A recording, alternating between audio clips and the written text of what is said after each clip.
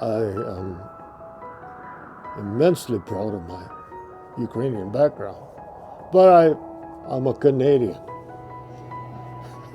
My Jeep is blue on top, yellow on the bottom.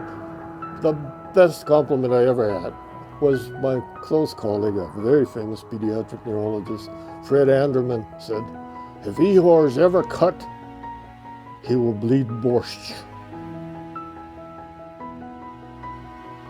My father was not only my hero, but also my mentor.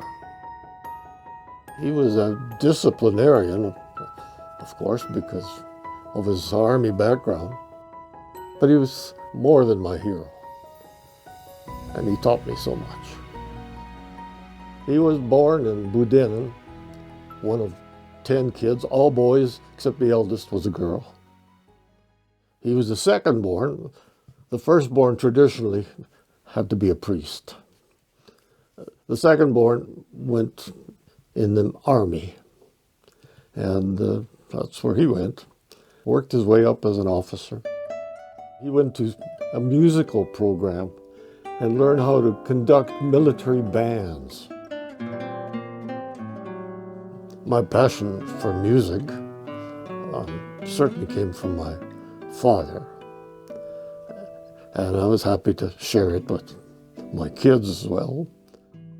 But later on in his military career, and he was sent to the Italian front, where he was promptly wounded, went home to recover in Ukraine, only to see that the Russians were advancing.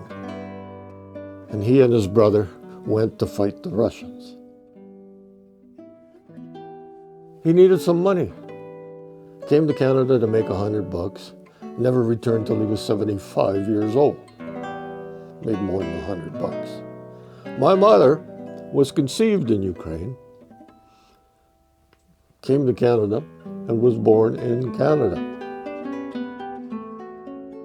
My parents settled in Yellow Creek, a community almost entirely composed of Ukrainian immigrants, and they had a series of businesses.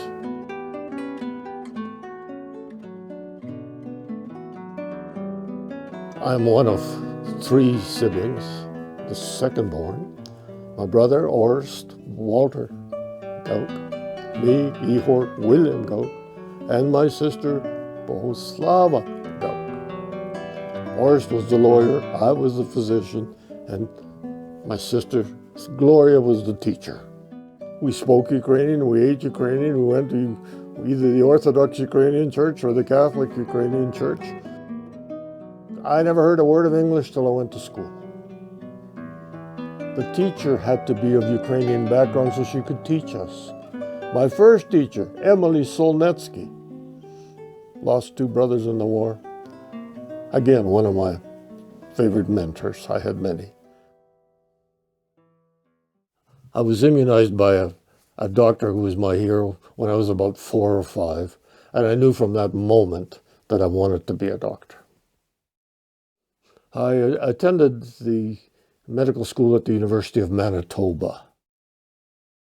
It's an old school, old tradition, but the emphasis at the time was not so much to teach you medicine, but it's to create a character, a person who could cope with management of the ill. We don't do that much anymore. We teach medicine. I think both are pretty important. Well, in the course of my training, you go through different services. And I love kids, and I love the pediatric service. Then I went on the neurology service. Well, I liked it even more because it was very disciplined. And I said, if there was some way to combine kids and adults, 2 subspecialties I love, pediatrics and neurology. There were 6 of us in Canada when I started. My name is Keith Aronik, and I consider Ehor Gauk as a mentor and a good friend. I wanted to specialize in pediatric neurosurgery. There were no pediatric neurosurgeons in Western Canada, and very few, probably only one, a pediatric neurologist, that being Ehor Gauk. And I met him on the wards as a pediatric neurologist and a pediatric neuroscientist, and he really encouraged me. He was a well-established, well-respected pediatric neuroscientist and neurologist. So it meant a great deal to me to be able to associate with him. It legitimized everything that I wanted to do, because there was no support from the neurosurgery realms for a pediatric subspecialty at that time.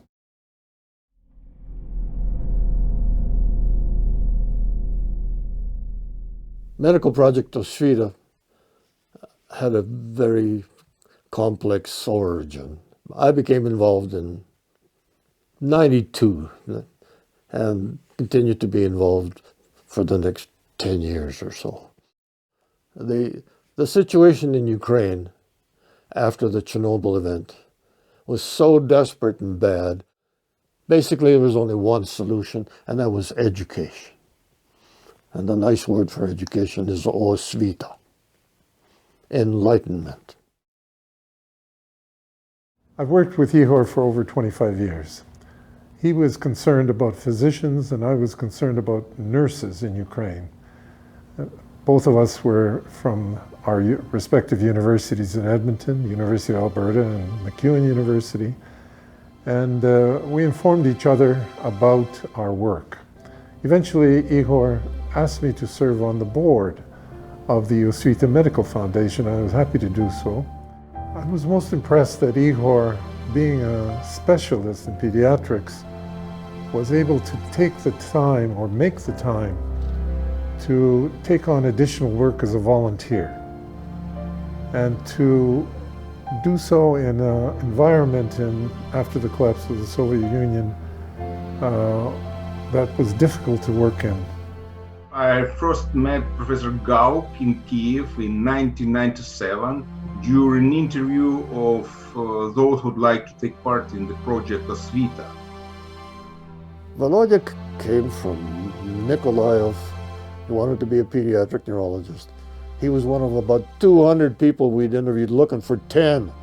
By the time he came for the interview, it was late and dark outside, and I was weary as can be, and he starts off being funny and telling me a joke. You know, hey, you're hired, like boom. And we've been good friends ever since. My first impressions of Professor Gauk was that this is a man of enormous wisdom and kindness. And by the end of my interview, after a long professional discussion, he said, "Okay, son, we will contact you." Can you imagine? Nobody except my parents called me son, especially after the first meeting. He's the most qualified pediatric neurologist in Europe. He's done a wonderful job. Still is working through the war and everything else. Running a Project Osvita required skills that I didn't know I had. But I was reminded of my mentors, who were tolerant, who were forgiving, who were patient. Osvita tested me on all of those and then some. I worked as a medical laboratory technologist in Kiev, Ukraine for Medical Project Osvita for about a year and a half. Ehor was very generous with his time, but he also understood what people needed on an emotional and personal level, and he made everybody feel special, feel like they were an important part of the project, and worked so hard just to try and bring to them education and support for them and their families. I was the program manager, project manager for Osvita from 1995 till 1999. One of the things about Osvita that I think was so important was it really was about helping moms and kids. And I think there is a nobility about reaching across the other side of the world and helping Canadian doctors doing that, Ukrainian doctors again, taking that chance, that leap of faith to come to Canada. I think it's made a multi-generational impact in Ukraine. And there's a war on in Ukraine right now. And if you want to measure what Osvita achieved, have a look at what some of our alumni are doing. They're doing because they were with Osvita. They're managing to find medications. They're managing to care for patients. Enough of them to make me very proud. And it's something I had to do. I'm glad I did. I wish I could do more.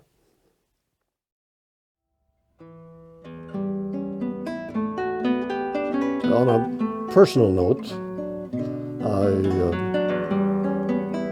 lived in Edmonton, which I love that city. I've been married 3 times. I have 3 kids by my first marriage. Third one beats them all. That's my darling Julie. I have 6 grandchildren, all healthy, all bright, all athletic. I've been very fortunate. Julie is my everything. I first met Ehor when I was a medical student doing a pediatric rotation at the Royal Hospital, and he was the lecturer. He dealt with basic concepts in a way that was very understandable, and he used humor a great deal, which helped the medicine go down, and of course made it more memorable.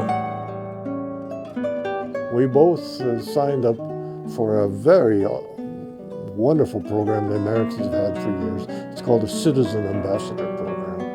And there were physicians going to visit medical centers in China when we discovered they had a shortage of hotel spaces and asked that those who know each other, would they please share?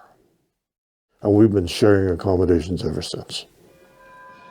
Our wedding was in Ukraine in a chapel built into the wall of the Pecharska Lavra. The party was quite the event, with musicians and dancers and food and, of course, drink.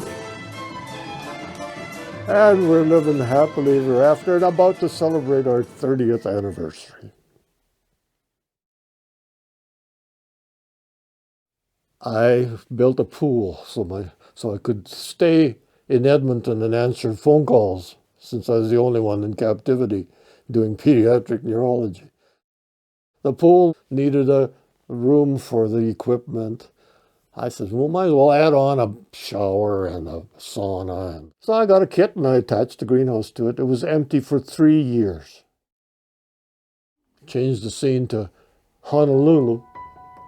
I'm walking down this hill one Sunday afternoon, nice and hot, and a huge rainstorm comes bearing down on me. I'm about to get soaked, and a nice little man comes out of the jungle wearing a pith helmet.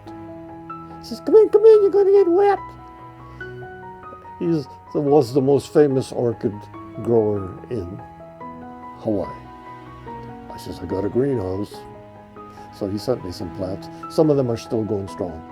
That was the beginning.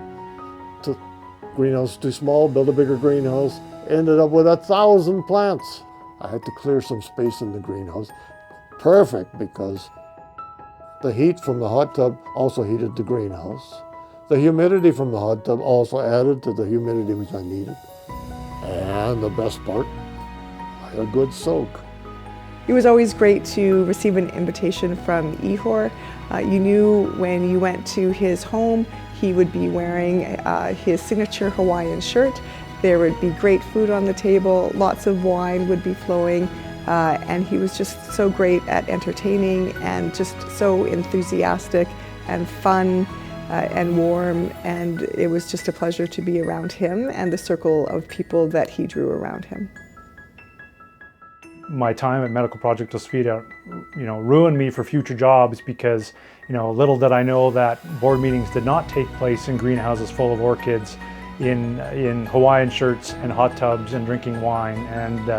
But the decisions that were made around those tables by the directors, by Ehor, and the impact that they had on the people of Ukraine, I think is profound.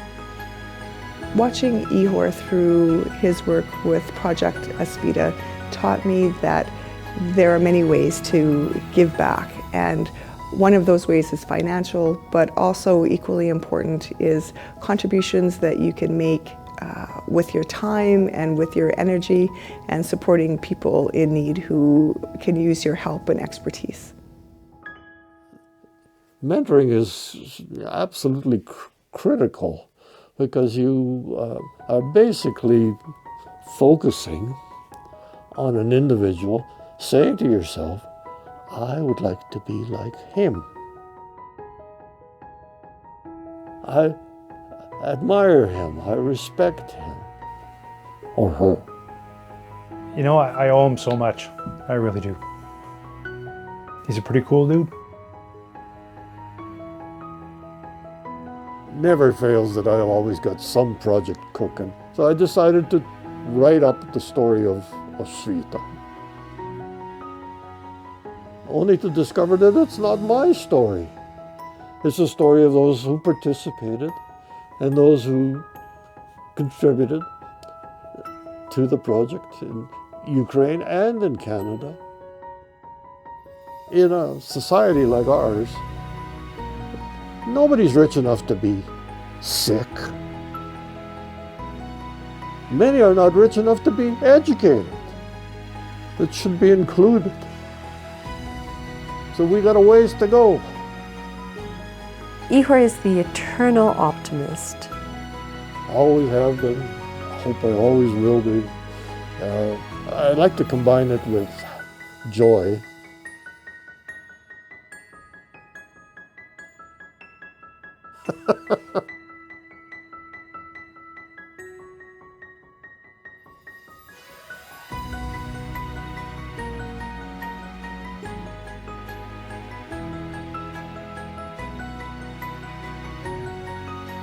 Стосовно професора Гаука, я хочу сказати, що він вже давно став мені батьком, який дбає про мене, про мою родину.